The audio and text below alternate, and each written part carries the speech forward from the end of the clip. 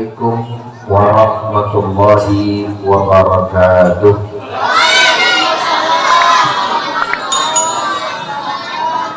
Bismillah walhamdulillah.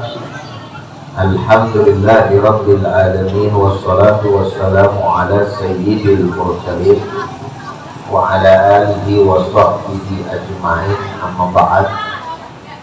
Puji dan syukur hanya untuk Allah.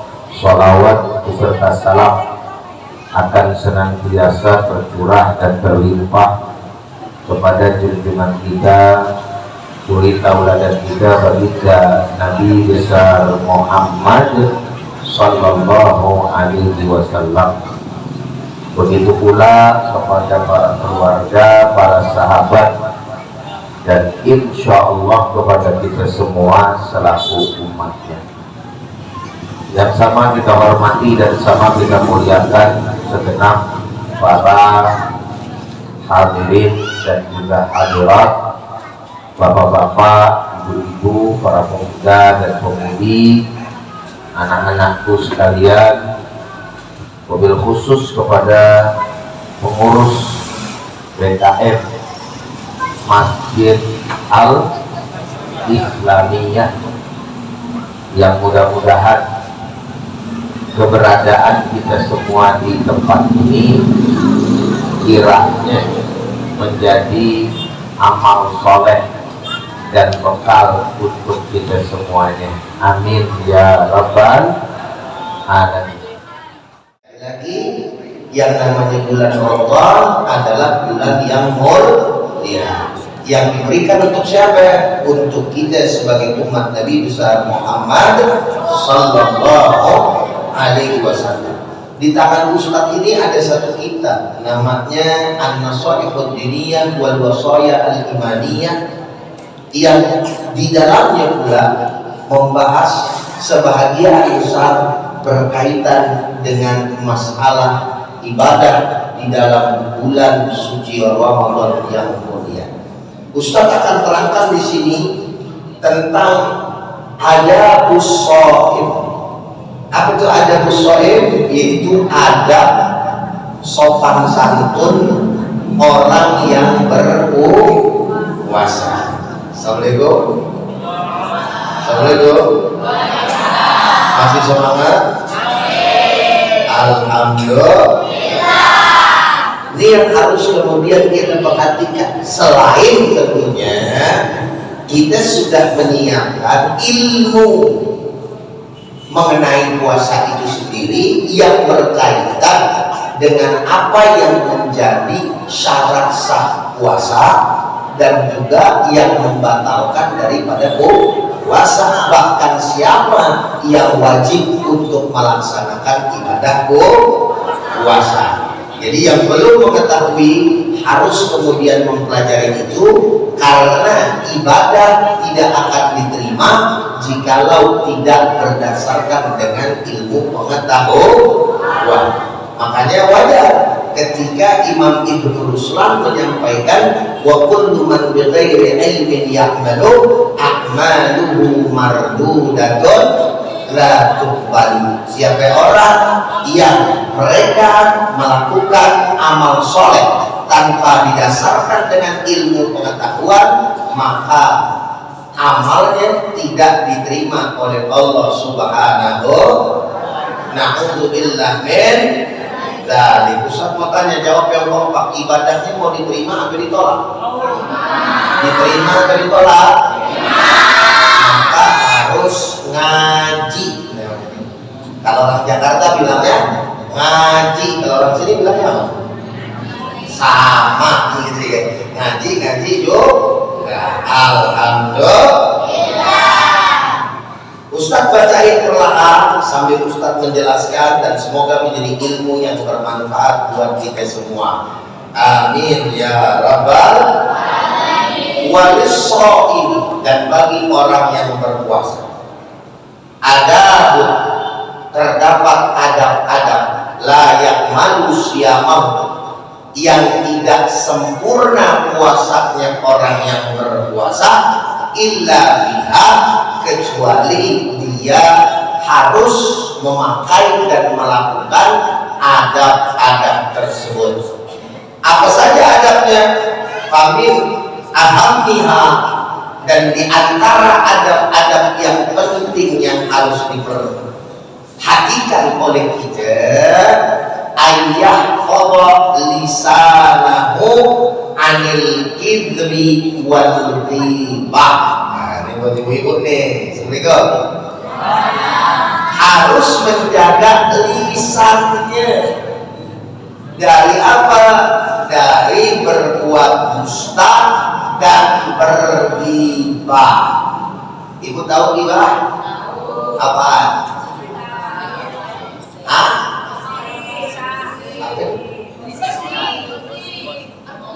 Berkongsi. Gosip. Ya gosip. Kirain berkongsi. Atau dalam bahasa sederhana kita ngomongin kejelekan. Udah punya pengalaman semua? Oh udah, ngaku. Bapak udah Pak? Belum. Belum sekali. Belum dua kali.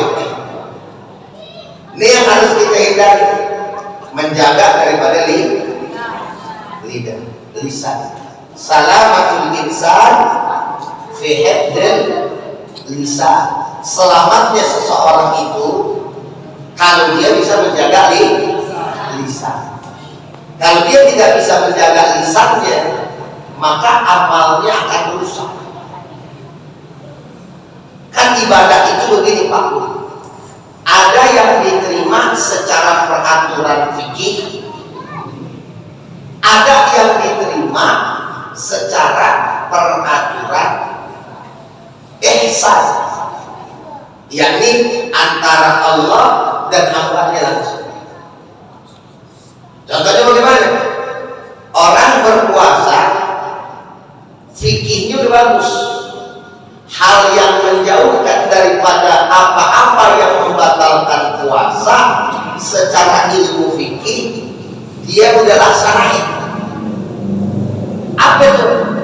Yakni al-imsak anil akli wasyurbi, gitu ya. Min tulu'il fajri ila ghurubi syamsi ma'an niyah. Yang dinamakan dengan puasa itu menahan apa ya? Makan dan juga minum dari terbit fajar hingga tenggelam matahari. Banyakkah yang bisa melakukan itu? Banyak atau tidak? Banyak.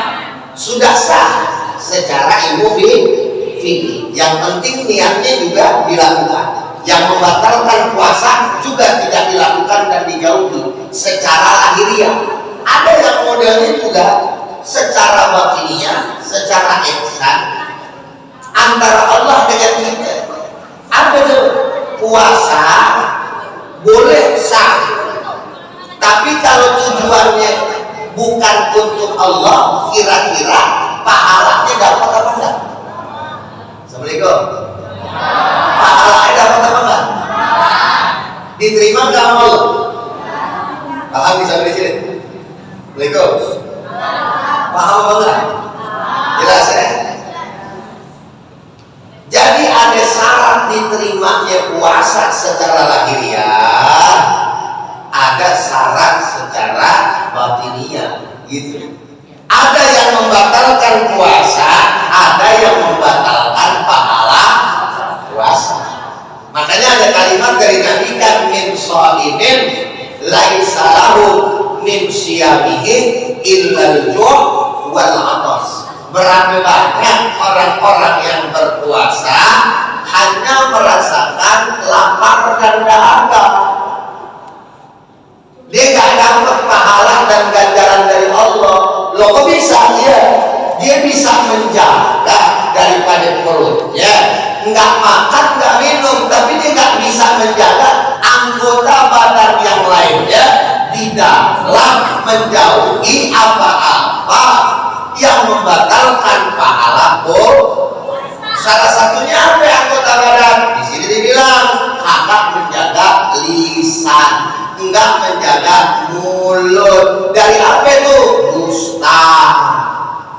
Puasa sih puasa, tapi giliran dia kerja nawarin barang umpamanya sama orang berlebih-lebihan. Contoh umpamanya ada orang dagang, biasakan yang suka nawar ibu-ibu nih, ya Pak, ini berapa harganya? 150.000 Bu. Ah, mahal kali Pak, gitu. Udahlah, saya mau ambil 100.000 aja, boleh nggak?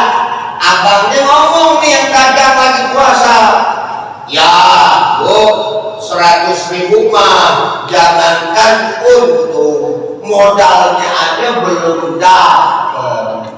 Assalamualaikum. Banyak kan tukang dagang yang begitu tuh? Banyak apa enggak? Ada di sini yang tukang dagang. Kalau misalkan perkataannya benar, nggak salah bilang begitu, betul nggak?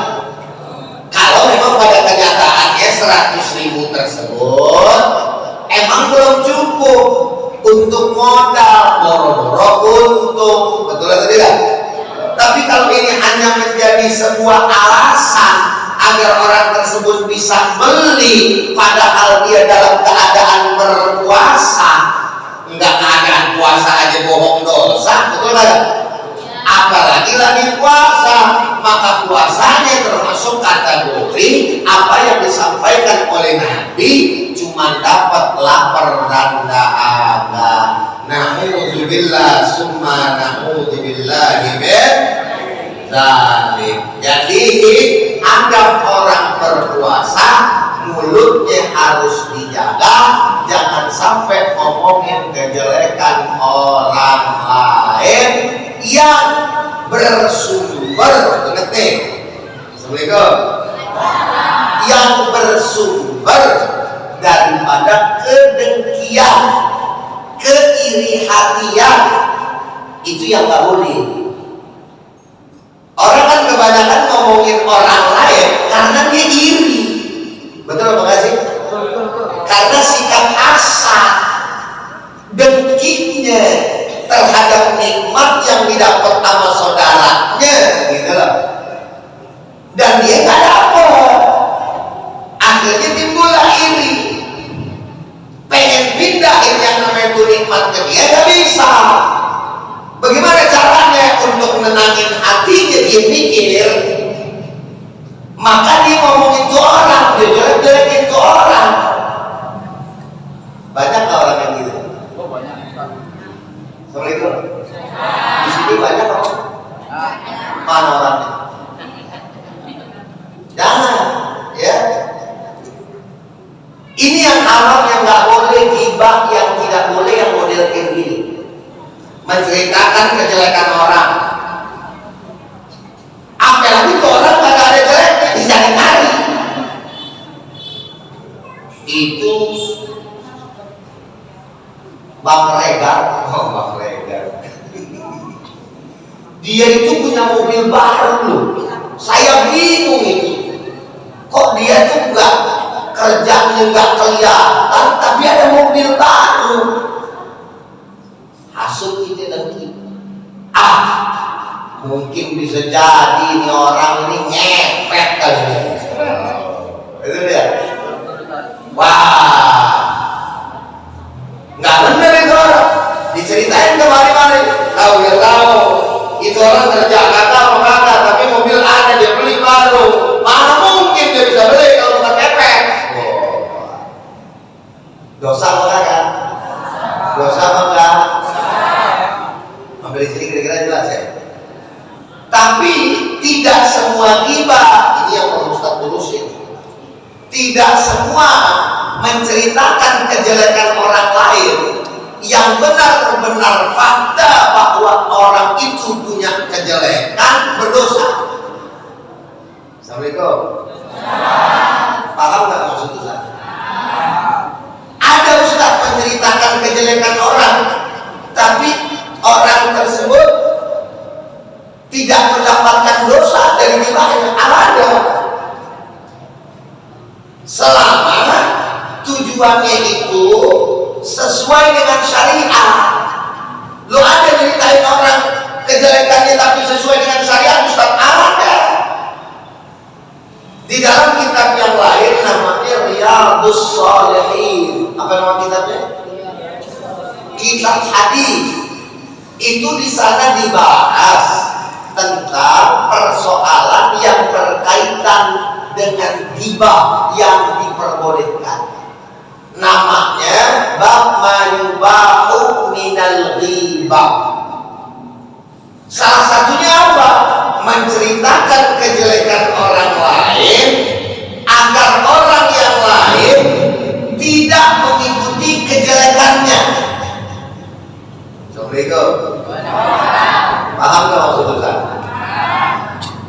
Umpama ibu punya anak gadis ibu belum tersentuh dengan pergaulan yang macam-macam. Anak bapak juga sama, perempuan lebih, betul nggak? Kebetulan kita punya tetangga, punya anak perempuan, tapi kelakuannya kayak setan. Kelakuannya jauh dari syariat. Mohon maaf, umpamanya perempuan yang nggak baik, jual diri, umpamanya. Ada nggak tetangga dari orang-orang kaya begitu? Ada nggak kira-kira? Assalamualaikum. Kayak orang-orang, bukan tetangga di sini. Kayak orang, ada nggak tuh di sekitar wilayah mana? Tapi punya tetangga itu begitu. Kerjaannya jual diri, main sama om-om, umpamanya, naudzubillah, ada nggak? Ada. Atau tetangga kita katakan seperti itu. Anak kita nggak tahu kalau dia orang nggak benar. Ibu diem kalau dia bergaul sama anak yang nggak benar itu, atau ibu bapak bilang, Assalamualaikum. Bilangin apa enggak? Nasihatin apa enggak? Harus sebut nama apa enggak? Paham ya? Nah, kamu jangan main sama si dia. Dia siapa bu? Umpamanya namanya Neni. Umpamanya namanya. Ada namanya Neni di sini? Enggak ada ya? Alhamdulillah. Kalau ada Ustaz ganti lagi contoh namanya, maksudnya. Umpamanya Neni gitu. Neni itu anak nggak benar tak? Orangnya kayaknya biasa aja mah, baik-baik aja. Iya baik, emang ngomongnya bagus. Tapi kelakuan di belakangnya bukan jual diri, nah. Wah ibu jangan sujud, bukan sujud, udah banyak yang ngomong. Ibu nggak mau kalau anak ibu ikut-ikut dia, terakhirnya keikutan kamu jadi kalah. Ibu berarti lagi ngomongin kejelekan si Neni apa enggak? Bapak lagi ngomongin kejelekan si Neni nggak? Betul. Oh iya? Dosa? Dosa lah. Karena masalahnya agar anak kita jangan ikut ke dia. Betul nggak? Allah Ta'ala itu membicarakan kejelekan hamba-Nya. Disebut pula Allah Ta'ala namanya. Benar nggak? Ibu tahu nggak atau pernah dengar nggak cerita tentang Fir'aun? Pernah nggak? Buruk apa orang baik? Orang beriman atau orang kafir? Orang yang diridhoi oleh Allah atau orang yang dimurkai Allah? Dari mana ibu dapat tahu? Al-Quran. Allah yang menyebutkan.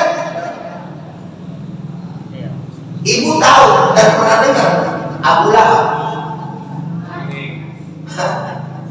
Pernah dengar Abu Lahab? Ada nggak ayatnya? Bahkan ada nggak nama suratnya?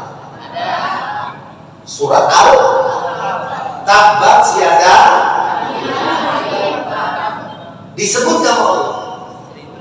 Lahab, Tabat Yada Abi Lahab. Celakalah kedua tangan Abu Lahab. Yang diceritakan Allah itu keburukan.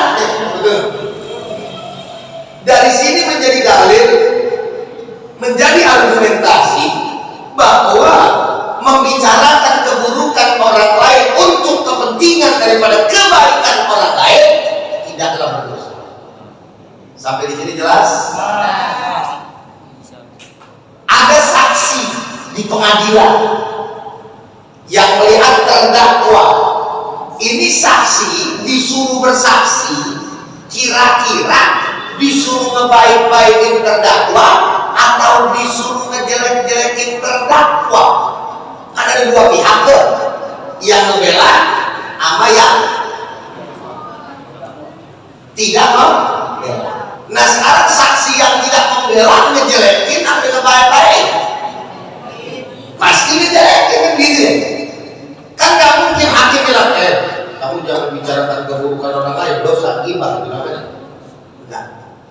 Emang disuruh diungkapkan. Betul atau betul? Jelas atau jelas? Jadi ghibah yang dimaksud adalah ghibah yang bersumber dari kedengkian, salah satunya itu. Yang bersumber daripada keiri hatian, kotornya kita punya hati, sehingga kita hasut sama orang lain, nggak senang nikmat orang lain, padahal orang lain nggak buruk sama dia, nggak berbuat maksiat, orang tersebut tidaklah melakukan apa-apa. Ketika kita melakukan dan menceritakan kejelekan orang tersebut tanpa ada yang namanya dibenarkan oleh syar'i, itulah yang diharapkan. Jangankan di dalam bulan puasa, di luar bulan puasa pun tidak boleh. Betul apa betul? Yang kompak, jelas apa jelas? Lah jangankan ngomongin orang Pak, jangankan membicarakan kejelekan orang Bu. Di sini dikatakan wa anil khawdi fi ma la ya'ni, dan berbicara, mengobrol sesuatu yang gak penting. Yang agak pentingannya gak usah diomongin sampai tadi yang jelek. Assalamualaikum. Kita banyak gak ngobrolin yang agak penting? Sering ngobrol? Padahal Nabi mengatakan apa? Maka yu'minu billahi wal yawmil akhir falyakul khairan aw liyasmut. Siapa orang yang beriman kepada Allah dan hari akhir, hendaklah dia berbicara baik, atau kalau dia takut omongannya gak baik akan menjadi fitnah, lebih baik dia. Assalamualaikum. Kalau orang-orang yang bawah saja, termasuk nih orang awam saja yang beriman diperintahkan seperti itu, apalagi orang-orang yang sebagai public figure.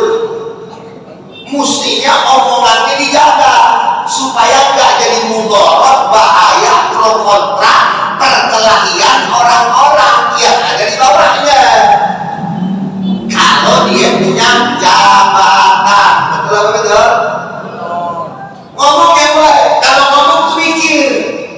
Masalahnya kan zaman sekarang ini ada-adaan yang bikin buat orang jadi pecah. Kenapa? Karena yang berbicara orang yang punya nama. Kemarin contohnya Islam dari dulu, jangan kata yang namanya azan, ngaji aja kita pakai speaker luar kadang-kadang. Betul apa betul? Azan pakai diatur, azan pakai disuruh pelanin volumenya. Kalau selain azan sih masih masuk logika dah. Kita misalkan nanti kayak begini, udah pakai suara dalam aja, jangan pakai suara di luar, nggak masalah. Tapi kalau azan Nabi yang perintahin, azan tuh mesti dengan suara keras. Bilal waktu disuruh naik, itu Bilal dikatakan sama Nabi, irfa sauta, naikin suara ente, tinggiin suara ente, biar ada orang dengar. Nah orang itu udah kencang, udah besar, volumenya udah segede apaan tuh, tetap aja ada yang kagak datang. Betul. Apalagi ketika suaranya gak kecil. Ketika diwawancara hati-hati, yang terjadi apa? Fitnah. Sampai-sampai menyamakan suara azan dengan suara gonggongan. Walaupun dikatakan maksudnya tidak seperti itu,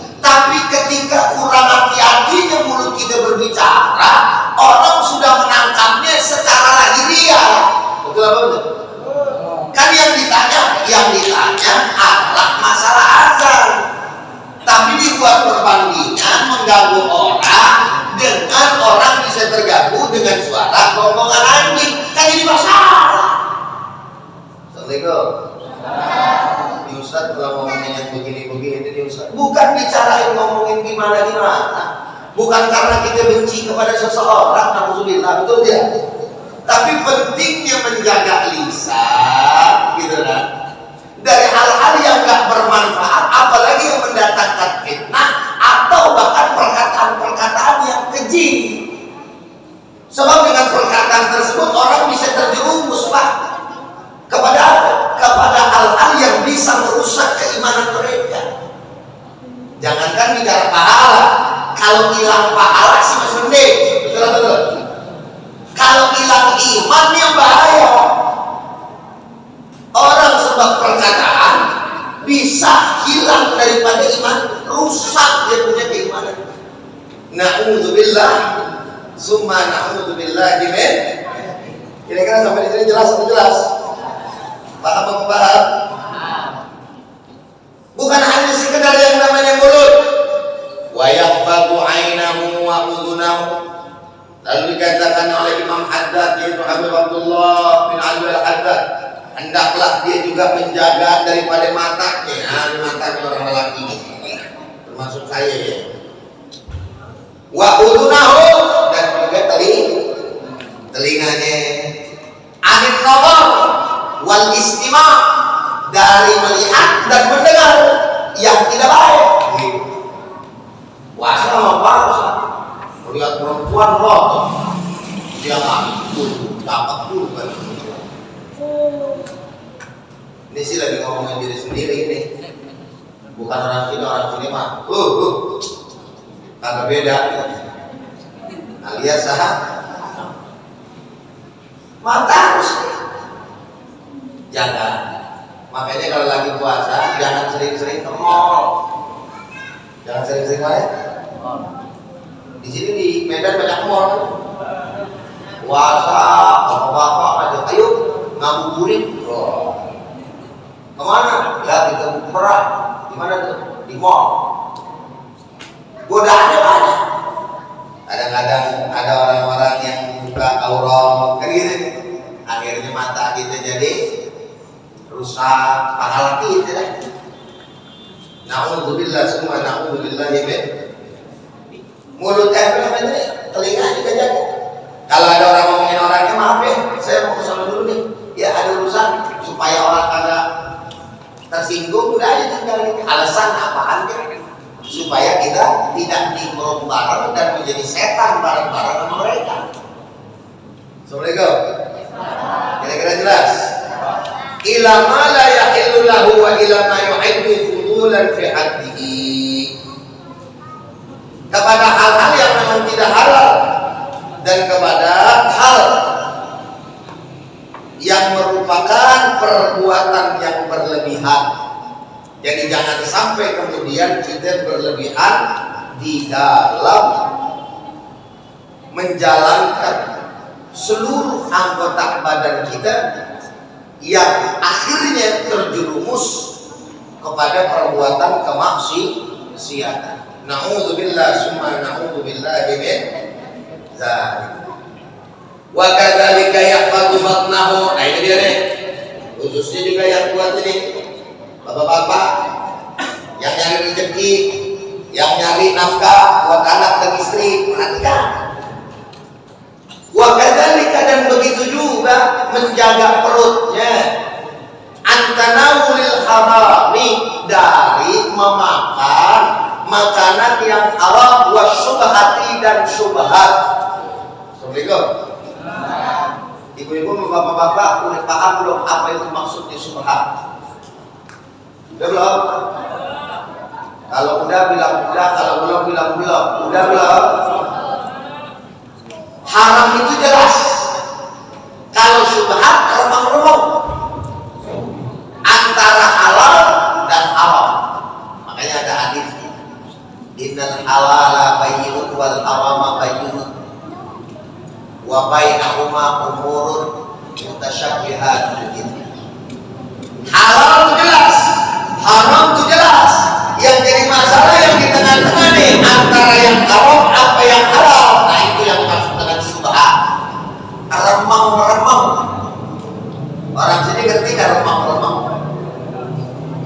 saja jelas. Islam memerintahkan kepada hambanya, jangankan bicara yang haram, yang remang-remang aja jangan. Hati-hati. Loh, kenapa bisa begitu? Memakan makanan yang haram nih Pak ya, menafkahkan keluarga kita dari hasil yang haram atau minimal yang syubhat, itu bukan nggak punya dampak, tapi dampaknya amat besar terhadap siapa? Terhadap anak dan istri kita. Bahkan perilakunya bisa berubah karena kita menafkahi dengan nafkah yang haram. Na'udzubillah summa na'udzubillah. Ada hadis Nabi yang lain begini Pak, bunyinya Bu. Dikatakan man ishtara thawban alfa darahim wa fiha dirhamun minal haram lam tuqbal sholatuhu madama syai'un minhu. Siapa orang yang beli baju nih, beli baju harganya 1000 dirham wa fiha dirhamun minal haram, dari 1000 dirham 1 dirhamnya ada yang hasil haram, lam tuqbal sholatuhu, enggak diterima sholatnya, madama syai'un minhu, selama bajunya dia pakai. Na'udzubillah summa na'udzubillah. Assalamualaikum. Assalamualaikum. Ustaz mau tanya, ini baju bisa dilepas apa enggak? Baju ini nempel ke kulit apa enggak? Nempel, betul enggak? Masuk ke dalam peredaran darah enggak? Terus baju masuk ke peredaran darah. Tapi kalau itu duit, bukan dibeliin baju, dibeliin beras, terus dimakan. Makanannya dikonsumsi nggak sama perut? Assalamualaikum. Dikonsumsi nggak sama perut? Jadi daging apa kagak? Dari hasil yang halal.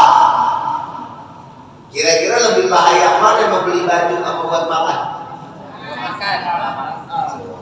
Betul apa betul? Makanya ibu bapak tiap hari berdoa. Bapak berdoa, ya Allah Rabbana hablana min azwajina wa dzurriyyatina qurrata a'yun waj'alna lil muttaqina imama. Ya Allah, karuniakanlah kepada kami, keturunan-keturunan kami dan juga istri kami, pasangan kami sebagai apa?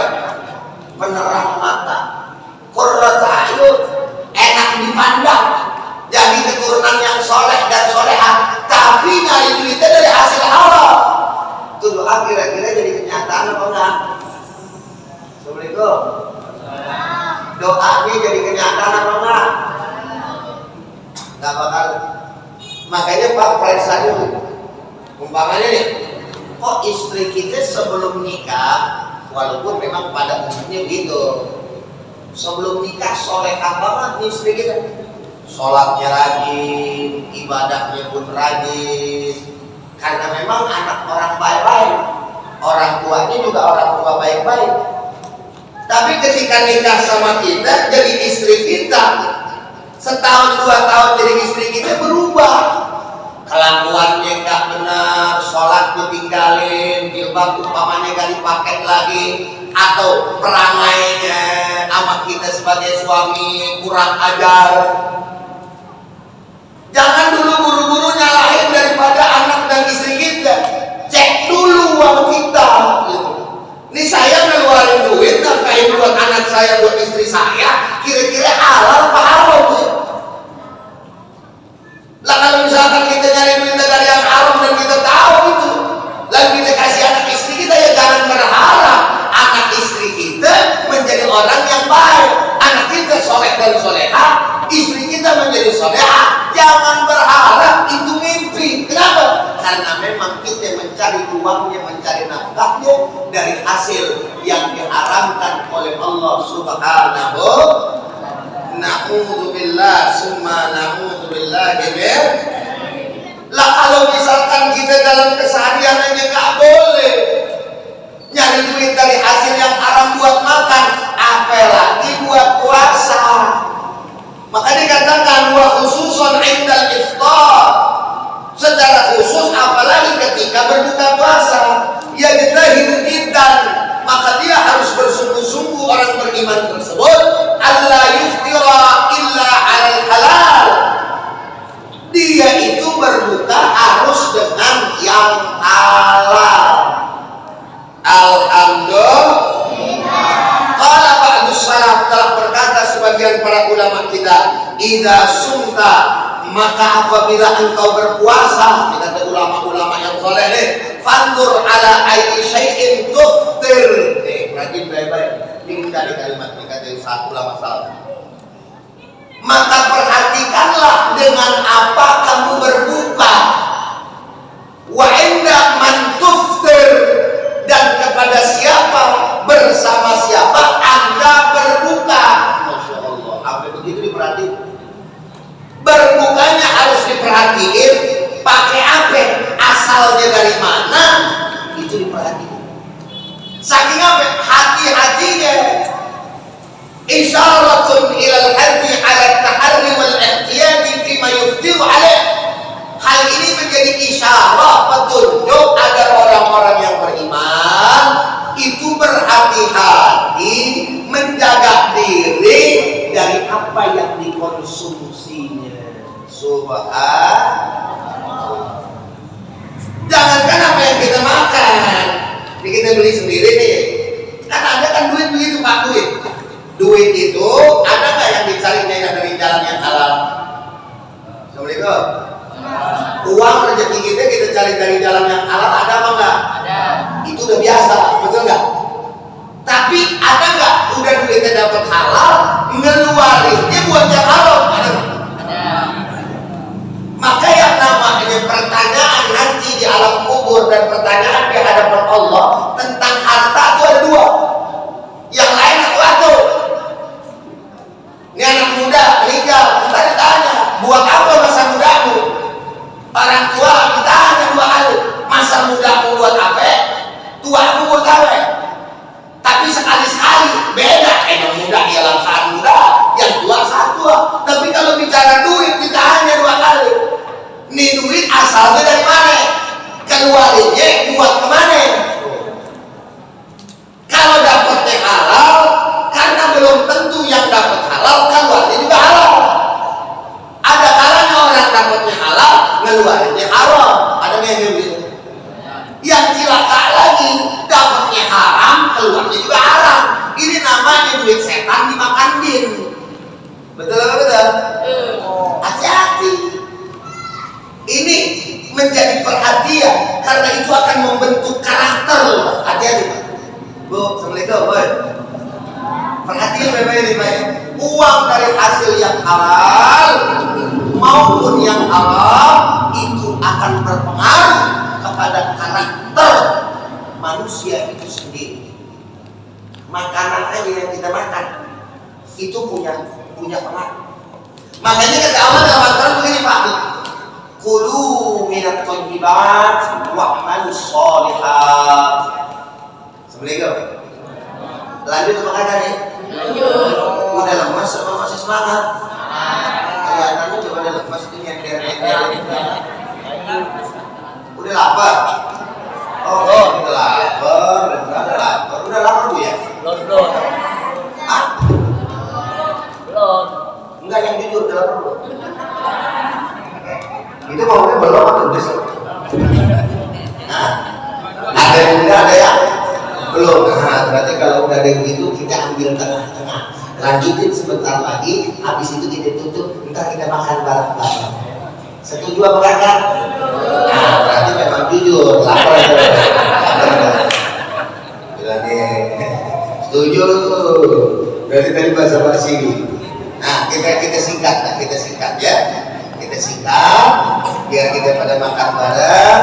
Artinya bahwa uang yang halal akan berpengaruh. Makanan yang halal juga akan berpengaruh.